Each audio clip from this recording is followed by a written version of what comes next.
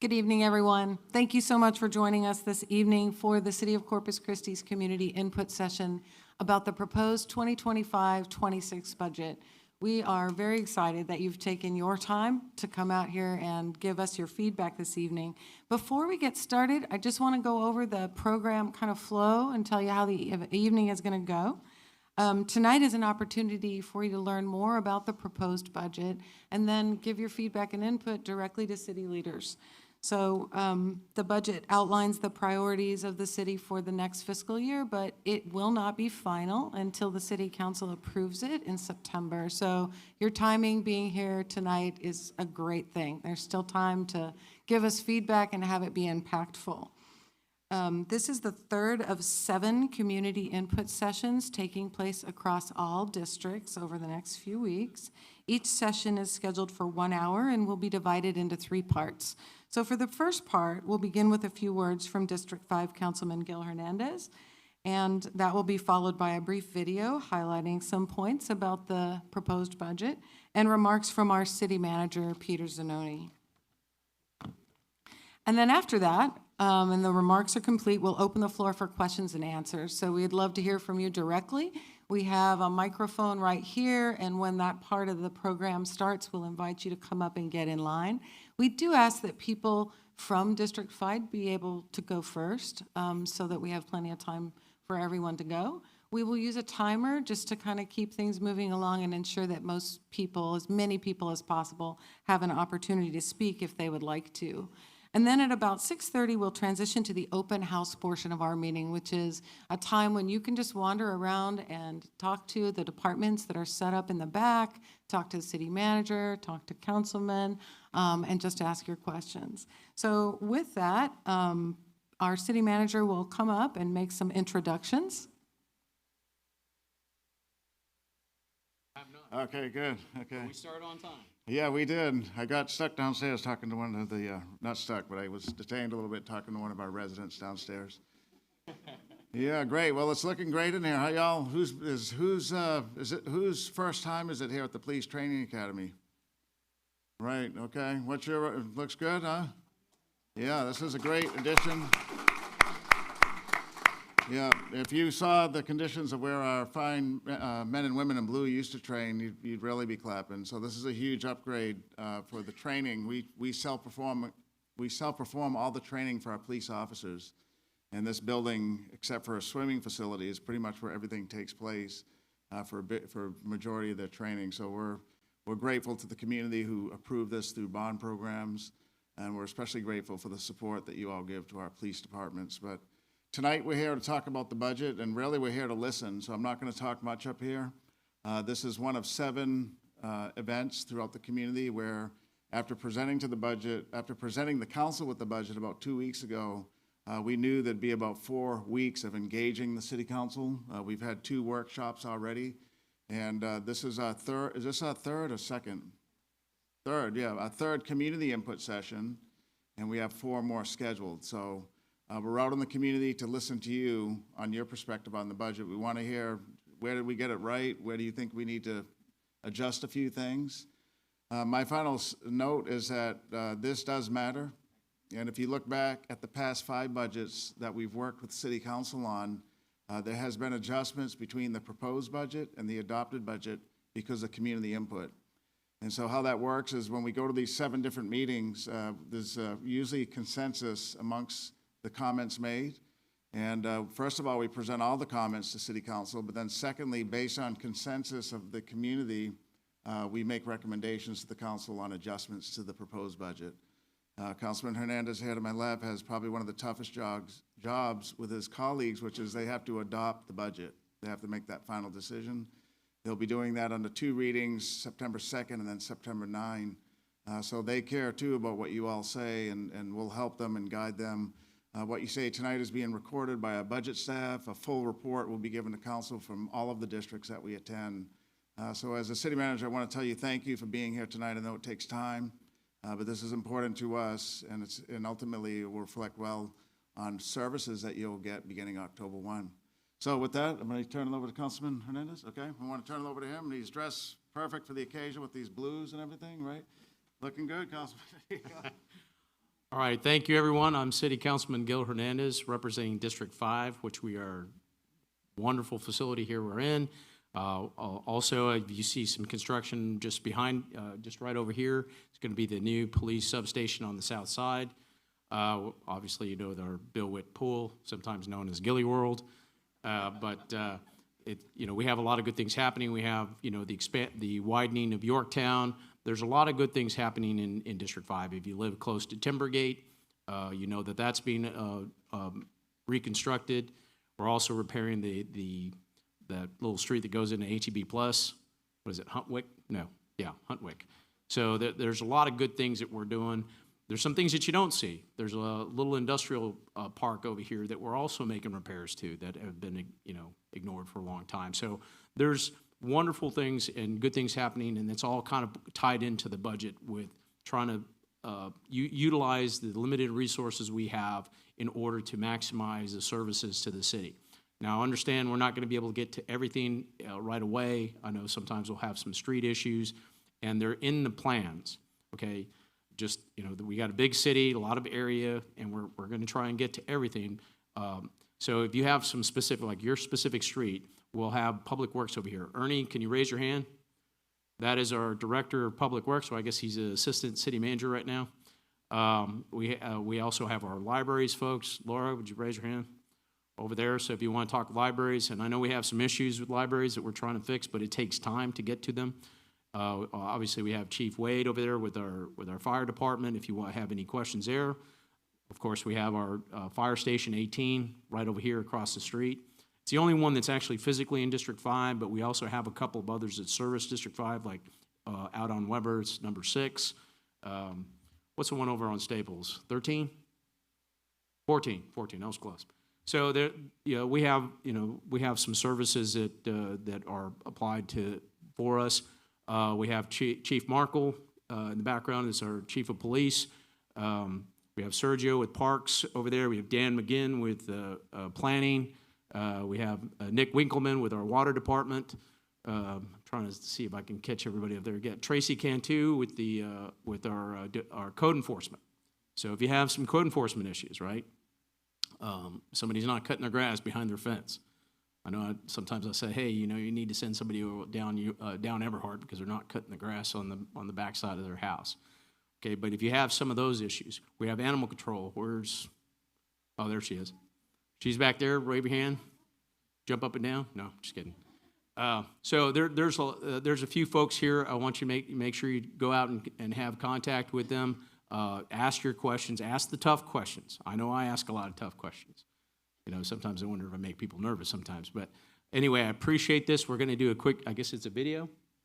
We're going to do a video on kind of what's happening. But if you have some specific concerns, please don't hesitate to raise it with any of our staff here or myself, and we'll try our best to answer them and at least give you some sense of where we're going with it. Okay, thank you very much. The City of Corpus Christi's proposed financial year 2025-2026 budget focuses on the essential services that support daily life and long-term progress in our city. Each year, the city develops a balanced budget through a months-long process that includes financial forecasting, internal planning, departmental review, and city council oversight. Public input is also a key part of this process. This year, a preliminary forecast was reviewed with City Council on April 29, showing a $7 million gap between projected revenues and expenses, driven by reduced property tax revenue due to increased homestead exemptions, the elimination of the street user fee, flat sales tax revenue, and rising service delivery costs tied to inflation and contractual obligations. The city was able to close this gap by increasing fees for service and reductions in expenses by identifying efficiencies and savings. The proposed budget remains balanced. It upholds the city's strong financial standing, backed by multiple credit rating upgrades over the last 6 years and revenue gains through renegotiated industrial agreements. The fiscal year 2025-2026 proposal concentrates on 4 key areas. First, streets. Since 2019, the city has invested over $695 million in street infrastructure across all 5 districts. A major focus has been on what is now the Rapid Pavement Program, or RPP, which has restored more than 100 center lane miles of neighborhood streets, bringing long overdue improvements directly to residents' doorsteps. These improvements not only enhance safety and mobility, but also raise the overall quality of life in neighborhoods across Corpus Christi. In fiscal year 2025-2026, additional funding is proposed to continue this progress, prioritizing the streets residents use every day. Second, public safety. The city has expanded police and fire staffing, opened a dedicated police training academy, and upgraded emergency response capabilities. In the last 6 years, the Corpus Christi Police Department and Fire Department have grown to over 500 police officers and 450 firefighters, the largest force in our history. In FY 2025-2026, the proposed budget includes funding for 5 additional police officer positions and 5 new firefighter positions, strengthening our ability to serve a growing community. For police, we've added patrol units, modern technology, body-worn cameras, and advanced training to enhance safety and transparency. The new Police Training Academy has strengthened recruitment and officer readiness. For fire, we've increased staffing, are actively replacing aging stations, and have invested in new fire engines, ladder trucks, medic units, and rescue equipment. Significant investments have equipped both departments with state-of-the-art gear and communication systems to keep our community safe. The proposed budget maintains support for personnel, equipment, and training. Third, water and wastewater systems. Water security remains a long-term priority for the city. The proposed budget continues to invest in improvements that ensure a reliable water supply and resilient infrastructure for the future. These investments support essential maintenance, replacement of aging systems, and planning for future growth. Recent upgrades have strengthened our capacity to deliver safe, dependable water and wastewater services. This year's proposed budget builds on that progress, supporting infrastructure modernization and planning efforts to meet the needs of a growing community. Together, these efforts form a resilient strategy to deliver reliable water access for the region. In addition, recent capital improvements have elevated the reliability and strength of our city's water systems. This year's proposed budget includes further investment to modernize aging infrastructure and support long-term capacity planning. Fourth, quality of life and community well-being. The proposed budget includes additional funding for animal care services to support shelter operations and improve service delivery. It also includes funding for a new full-time position focused on homelessness response and coordination, strengthening the city's efforts in addressing this complex issue. These additions reflect continued attention to areas that impact day-to-day quality of life in our community. Together, these priorities reflect a disciplined approach, focusing on what's essential, what's sustainable, and what serves the greatest number of residents. The proposed fiscal year 2025-2026 budget is a responsible plan built on financial stability, a focus on core services, and long-range planning.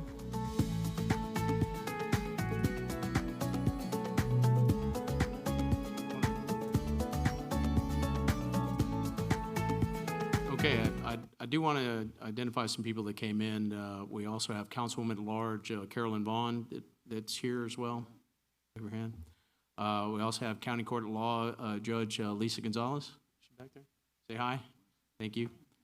I also want to introduce somebody. Denise, can you kind of pop out of the corner there?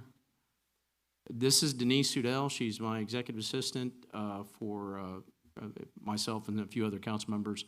So when you email me or you call the office, she'll be the one that's talking to you. So put a name to a face if you need something. She can probably answer the questions all that soon. But Denise, thank you very much for being here. So I guess we want to start questions. Come on up. Yeah, so at this point, Lisa, you want to do it? Oh, no, I can. Okay, We yeah. would love it if Okay. you guys would come up and ask your questions. We have a microphone right here, and you can just kind of get in line. And who wants to not be shy? There we go. Thank you. I'm going to try to make this quick and save you a lot of time. I'm not even going to ask for a response on this. I've attended several of these over the past several years, and I've heard the same kind of thing. Shortage, we went through a bunch of manipulations, and we got to a balanced budget. And it strikes me that if you keep doing the same thing, you're going to get the same kind of result.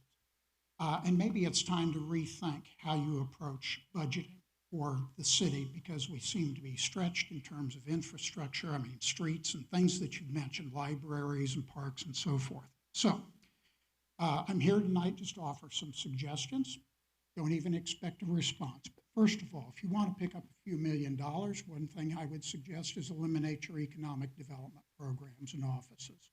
The reason I say that is because we request, or we seem to be developing or recruiting business and industry that puts these enormous demands on water and power and other kinds of infrastructure that we already can't support.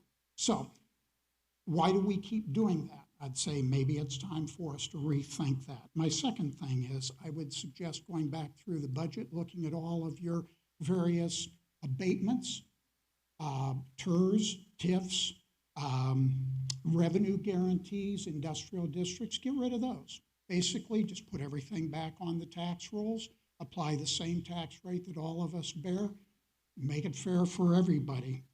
Because I also think that some of the national research is telling us a lot of these things really aren't working nationally. And the other thing is that these things all seem to have these agreements. Well, if these agreements are so great for us, make them available. Put them online. Let us find them without a lot of difficulty as citizens, and we can read that for ourselves. And my final comment is this. I think we have the mother of all subsidies coming at us very shortly, and that's in the form of desalination. There's going to be $1 billion that you're going to ask citizens to put up. I'm not going to argue with that. What I'm going to say is this. Most of what I've heard is from people who seem to have a self-interest. For example, the city has a video, and there's a biologist on there, but it happens to be a biologist with Freese and Nichols, which they aren't exactly disinterested in this thing. So here's my suggestion. All right, let's do desalination if that's what you want to do. But all these folks that are promoting this, Freese and Nichols, Kiewit, the port industries, all these folks, have them put up a bond so that if desalination goes south on us, if it affects the bay, if it damages the environment, if it affects business and industry that we have, there's something there that we can draw on to fix those problems instead of turning back to us as residents and say, oh, whoopsie, you guys picked this up for us. So those are my suggestions. You might want to think about different budgeting strategies. Okay, well, there's a lot to unbundle there. You probably came to the right district for the not being in support of the desal in the Inner Harbor, and you're correct. We actually voted to put a pause on that process to evaluate some information from the Texas Water Development Board. But when it doubled in price, we're taking a hard look at it to probably look in a different direction. So on Tuesday, we decided to give instruction as a council to the city staff to pursue water rights in the Evangeline Aquifer over in San Patricio for up to $169 million, which is a lot far less than the $1.2 billion. So we are looking at other alternatives instead of doing seawater desal. To ask some of the questions about the economic development stuff, we are actually taking it out of the budget, some of the economic development department, which I never agreed with to begin with, if you remember. So we are removing some of those expenses. With regards to TERS, with regards to the industrial district agreements, there are some advantages to it in the sense that, the city of Corpus Christi is extremely large, and it includes the Bay and areas in San Patricio and Clayburgh County. So there are some places where we can't service in terms of city services that the state law would require us to de-annex, and we would not get the benefit of those that funding from like Oxy and some others that are across the Bay that we currently enjoy right now. So there are some discussions about, it's better to get something than nothing, right? So, and it's not perfect. None of this stuff is perfect, but there are some advantages to those kind of agreements where we do get 70% of a fee in lieu of tax, but we may not get anything based on state laws requiring services from the city. So there's a balance, and you're correct, and that's the decisions we have to make and the information we have to take in to make those decisions. And we have limited resources. When I got here 6 years ago, a little over 6 years ago, our city was in a mess. We had no preventative maintenance. Things were falling apart. It was systemic. It was in really bad shape. But we don't have unlimited resources in order to repair everything at the same time. So we have to spread it out. We have to incur some debt and then do all these repairs. So I get it. It's not going to be perfect. We're doing the best we can with the resources we have to provide the services we can provide. Hopefully that answered a lot of that question there. Okay, next question.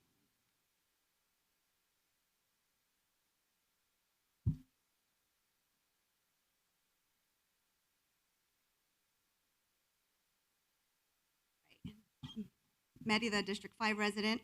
I support the $373,000 budget increase to animal care services. Thanks for adding that, especially the $250 for spay and neutering. At the last budget session, I'm totally against that recent talk of a $3 monthly fee for the animal care shelter that could be added to our utility bill. I think y'all should scrap that. I think maybe y'all should make it optional, for people who really want to do that. We have to always think ahead about all the different fees that are going to be added to our utility bill, like the $9 is going to get increased to our water bill for water and wastewater. With animal care services, I hope y'all can get a qualified director. We need a program to educate our community to be more responsible on pet ownership, especially with spay and neutering. We should enforce and collect realistic fines and penalize those who aren't following the ordinances. We need more animal care officers on the street to address the stray dog issues in certain districts. Also, I'd like to talk about the reclaimed water distribution station.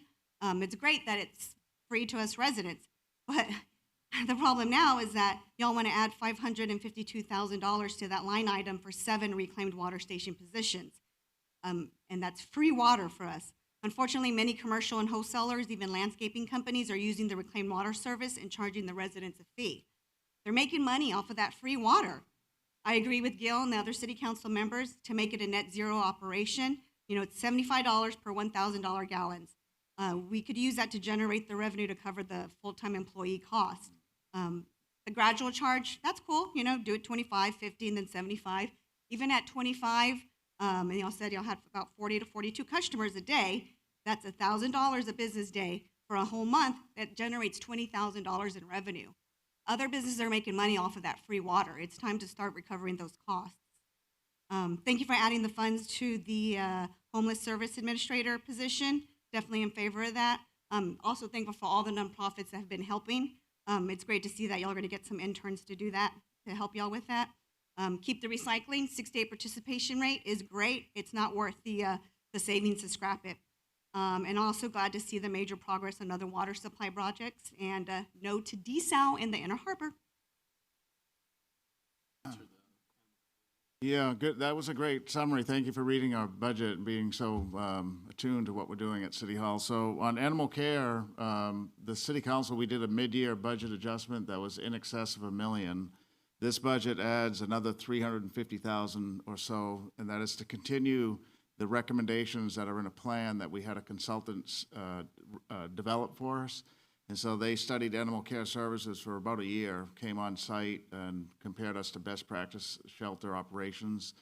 So phase 1 of the improvements were included mid-year. This continues that with things like $250,000 in spay-neuter services, a couple additional staff positions to continue to improve that operation. So animal care, Councilwoman Vaughn in the back and Councilman Hernandez both have this as one of the highest priorities right now, so we're focused on it.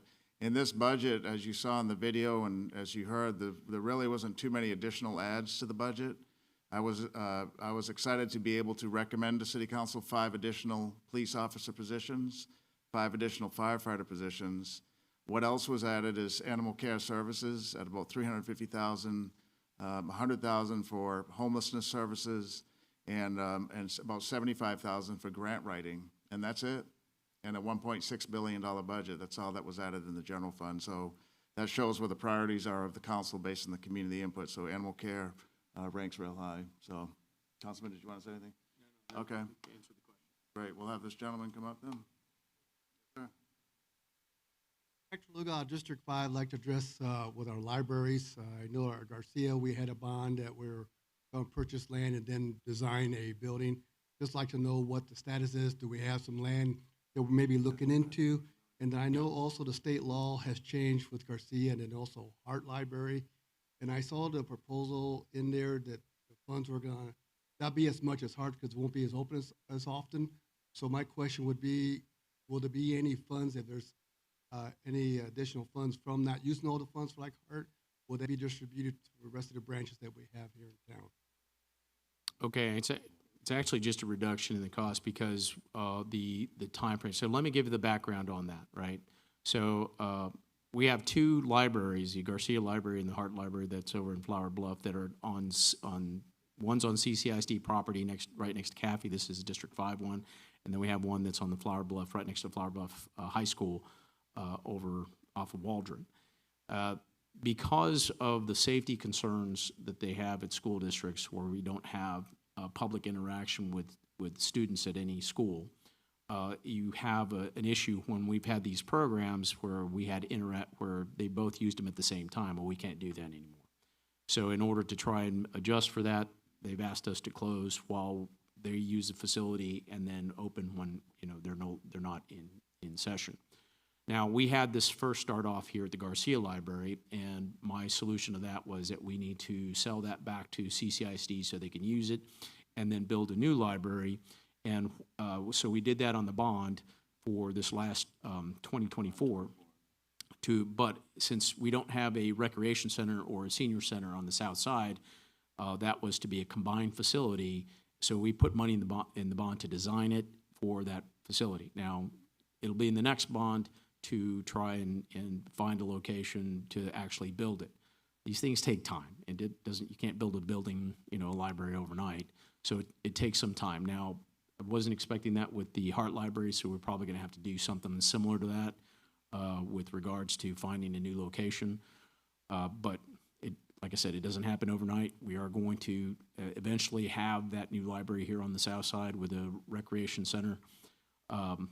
Unfortunately, because the CCISD, their bond failed, what we originally planned with them kind of failed. They are offering us some new land swap. I don't think it's in the right location, but we're gonna figure that out. Hopefully I can twist some arms over at Del Mar and build it right over here. That would be nice, but we're not there yet. But it is coming, and it will be on the south side. So, follow up on that. So we're going to purchase the land first, then design, or? No, we're already in the design process. Okay. We've already got money for design and, for the entire facility. So once we have that, we'll go to the bond to build it. Thank you. There's a little foresight on my part. How you doing? Good to see you guys out of Rios, District 5. I just wanted to talk a bit about some of the amenities that are happening in town, specifically in this district. For those of you who don't know, I advocate constantly for the skateboard community, the BMX community, the surf community. There's a lot of things happening that didn't exist when I was younger and forced someone like me to move. I was gone for a generation. I come back, and suddenly there's skate parks all over town. I've got a council that's always in support of it. City staff is always in support of it. Great communication and dialogue going on with those things. There was at one point in time going to be a pump track for BMXers here at Bill Witt. Unfortunately, that didn't happen, but I know that Parks and Rec is working to put it in a different district. But as much as I advocate for those things, I like just safe places for kids to enjoy themselves and have a good time. We've got that beautiful park across the street, and I know it came with a high price tag and there was some controversy behind it, but if anybody who visited that park this summer, it's a beautiful little spot. You see all those kids enjoying it, their parents enjoying it. My son enjoys it. We had out-of-town relatives, out-of-state relatives that we were able to take there. I know that budgets are a bit tight right now, but I'm wondering if there is a plan to hopefully at least keep a part of the pool open longer than the summertime, instead of just having it for 3 months and then shutting it down for 9. This is Corpus. We have a lot of sun here, 9 months out of the year. I think there might be a way to keep some of it open, maybe even on weekends, just extending the hours a bit and not just cutting it off at the end of summer. And also, going back to the BMX community, I know that there's some talk of doing it in another district, but for those of you who don't know, I'm part of an organization, and for the first time, Corpus Christi is going to host an event for BMXers, which is the Texas Hall of Fame of BMX, and they're doing it here in Corpus. It's the first time it's going to happen in a city that doesn't even have a BMX track. They just love Corpus that much and the amenities that we offer that they said it doesn't matter, we're still going to do it there. But mainly just Bill Witt across the street, what we can do to keep that open for the kids.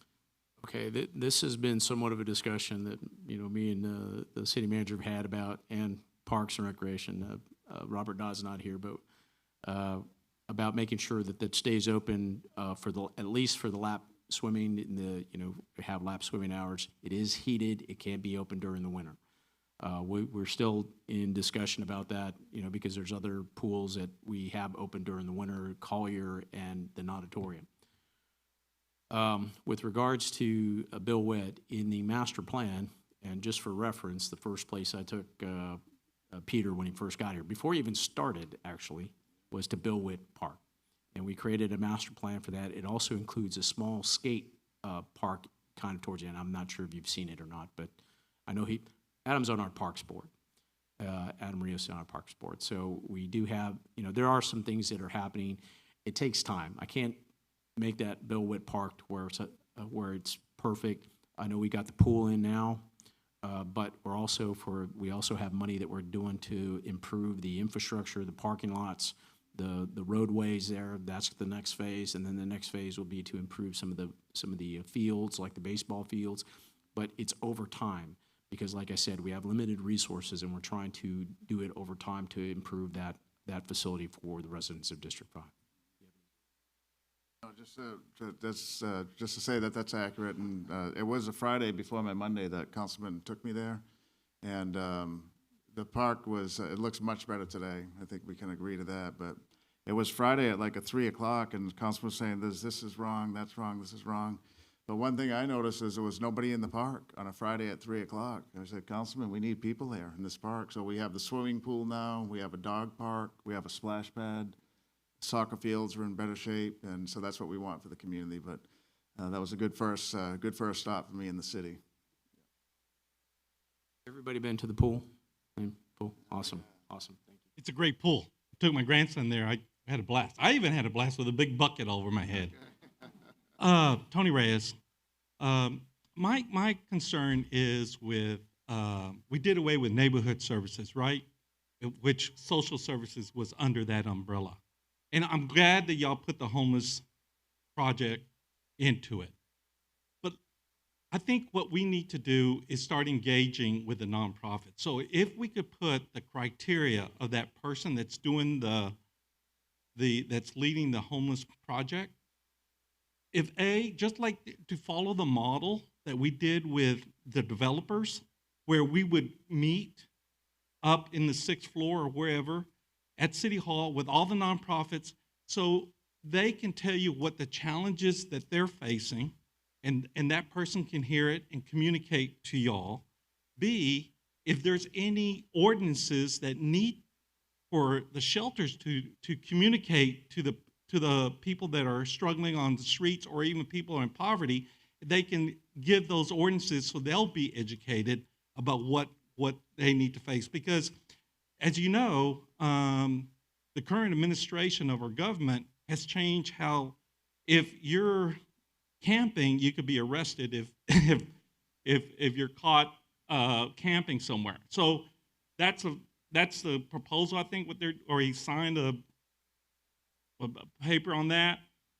But how does that change to our ordinances? And it'd be great to educate the nonprofits so they can educate the shelters, and then at that point we can discuss and make a difference in our community.